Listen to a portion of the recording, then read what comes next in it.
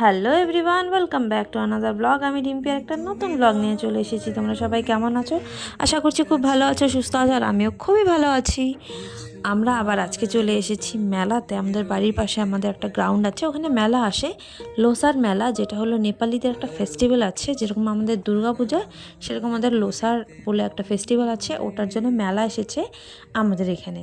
তো মেলাতে চলে এসেছি, আর এখানে অনেক কিছুই এসেছে, মানে জিনিসপত্র কেনার মতন অনেক কিছুই ছিল। তো মেলাটা ঘুরে ঘুরে আমরা দেখছিলাম, আমি, দিদি, আরও আমরা কয়েকজন মিলে এসেছিলাম। তো অনেক বড়ই মেলা। তো এই যে এখান থেকে কয়েকটা জিনিস নেওয়ার জন্য দেখছিলাম কি কি আছে না আছে। একটা নেল পালিশ দেখছিলাম, তো নেল পালিশ নিয়েছি। আর এখানে মেলাতে তো অনেক দাম হয়, তো নিয়েছি, তাও কিছু কিছু জিনিস নিয়েছি। আর এই কাপগুলো পার পিস 50 টাকা করে বলে। তো দেখে আর নেওয়া হলো না, কারণ এত দাম বলছিল, আর একটা নিলে হবে না, নিলে 6টা করে সেট নিতে হবে। তো এর জন্য আর নেই। তারপরে নেওয়ার ওখান থেকে কিছু টুকটাক কেনার পরে আমরা চলে এসেছিলাম এই সাইডে, যেখানে সব রকমের চড়ার জিনিস আছে।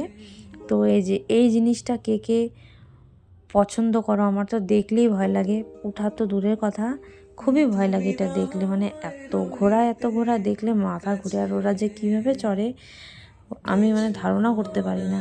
তো এটাই দেখছিলাম। তারপরে ওখানে দেখার পরে আমরা চলে এসেছি আরেকটা সুন্দর জায়গায়। আমাদের এখানে থিম করেছিল জলপরীর। তো এখানে কেমন কি টিকিট খুব নিয়েছে, 100 টাকা করে পার পার্সন করে নিয়েছে। তো আমরা ভিতরে চলে এসেছিলাম। পুরোটা অ্যাকুয়ারিয়াম, মানে মাছের। তো মাথার উপরেও একদম অ্যাকুয়ারিয়াম সেট করা আছে মাছের।